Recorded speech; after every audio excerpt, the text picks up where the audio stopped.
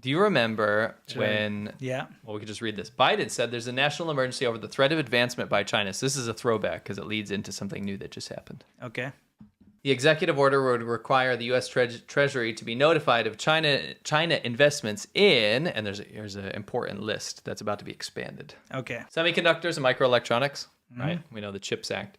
Quantum information technologies and artificial intelligence systems. So these are things that the U.S. government is concerned that China is going to have too much control over in the future, right? Sure. Whether it's through intellectual property theft or contracts that shouldn't be divulged to the Chinese government or Chinese government-affiliated entities, right? This has become a problem that has crept up on a lot of countries that are too late to the game to figure this out, right?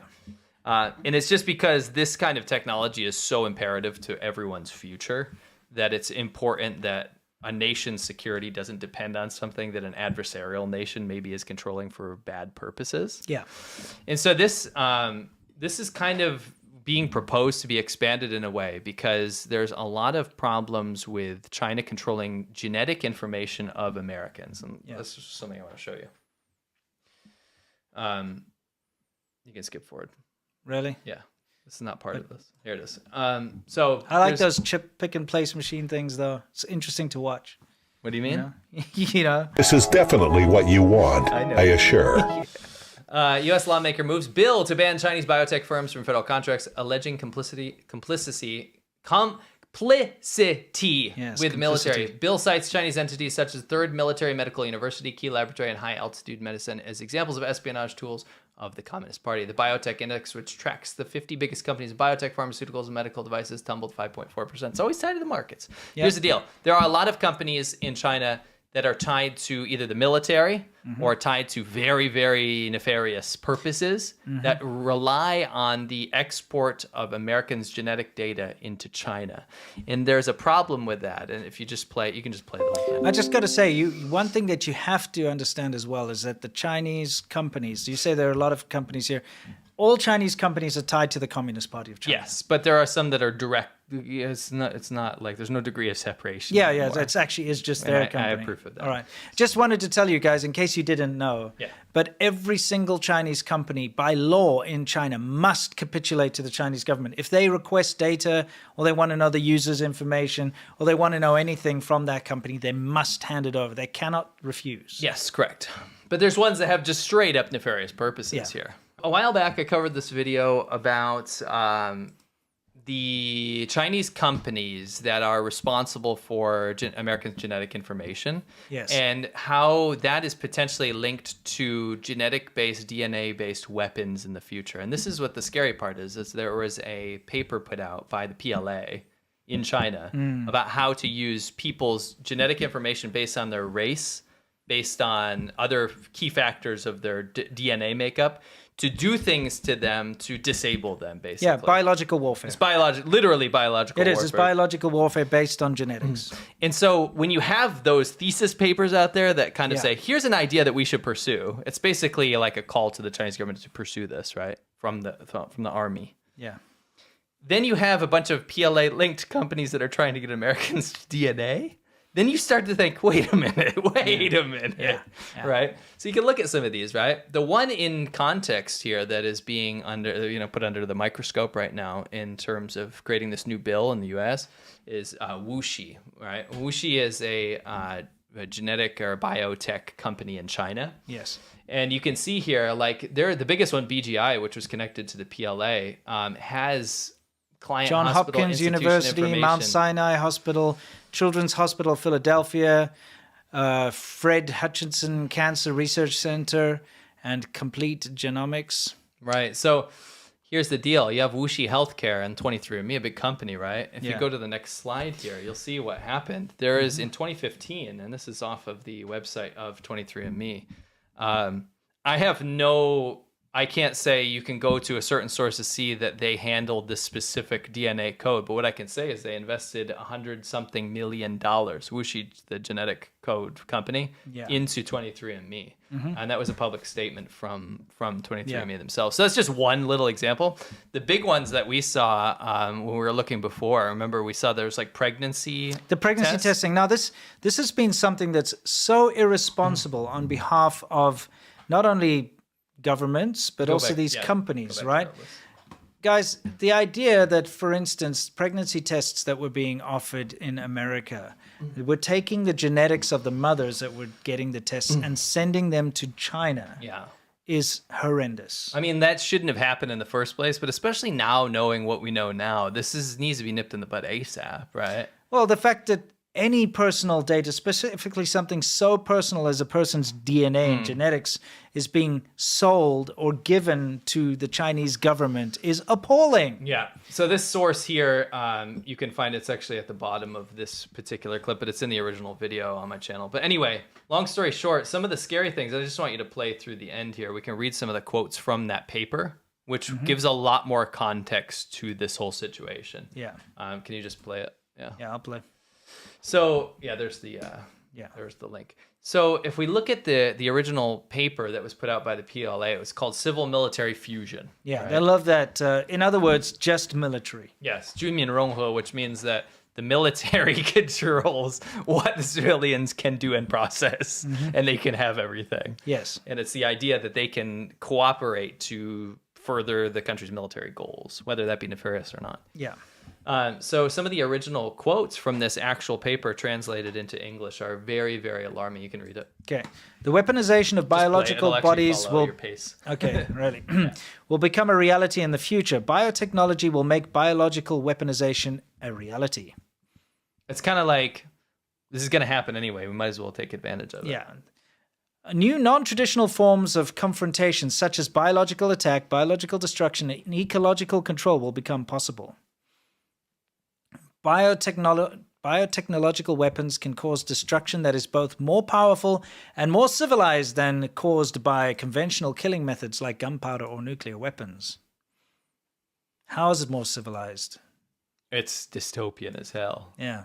What, make everyone die of you'll see. A thing? This is in the PLA's paper. The increased pace of development of modern biotechnology tells us that the day on which we will begin to make full military use of its advantages is not too far off.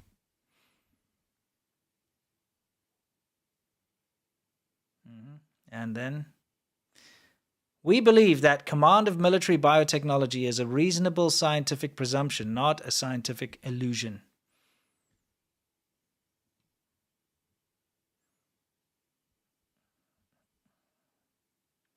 And then, a bunch of dudes running next to water-filled rocket launchers over there. You'd say something about that. So it's worth you know what I mean? Through gene manipulation, we can attack or injure one or more key human physiological functions, the ability to learn, memorize, keep one's balance, or perform fine motor activities. Starting to get a little creepy. Yeah. This is not like an unknown paper, by the way. This is publicly published. Yes. When attacking an enemy with biotechnological military weapons, we could cause physiological dysfunction by producing an ultra-micro damaging effect to a gene's or a protein's structure and functioning. Lovely. Precision injury and ultra-micro damage are two vulnerating methods based on genomics and proteomics.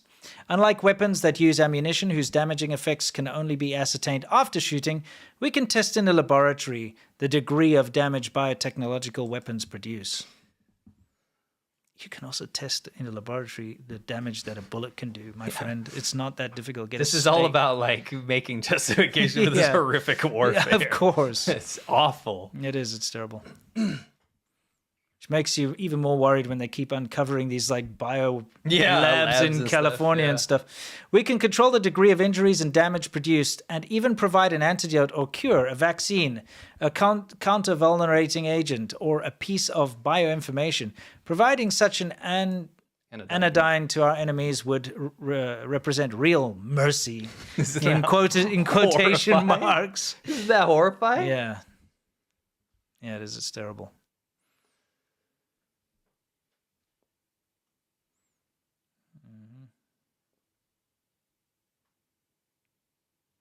A bunch of soldiers walking around Anyway, that's fine. Doing nothing. To cap this off, I mean, you can see why people are coming up with laws that maybe would restrict something like this. Yeah, of course. I mean? So, like, I don't think anyone should be shipping your DNA over to an adversarial nation that has these papers in public. I would be livid to find out that my wife's pregnancy test ended up being sent to the Chinese government to be put into their database of let's kill these foreign ethnic people. Yeah. Except my wife is Chinese, so she's probably okay. I never know. Yeah, but still. It can be tweaked much further than that. Yeah.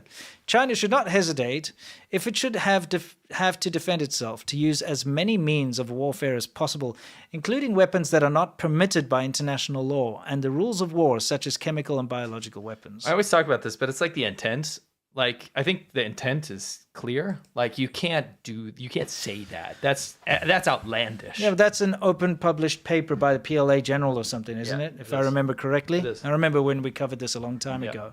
But, you know, this is a creepy, horrible side of warfare that nobody ever wants to get down to. Yeah. But the Chinese government certainly is capable of ignoring international laws and international rules. Yeah. As we've seen time and time again. Yeah. Oh, we're not going to militarize the South China Sea.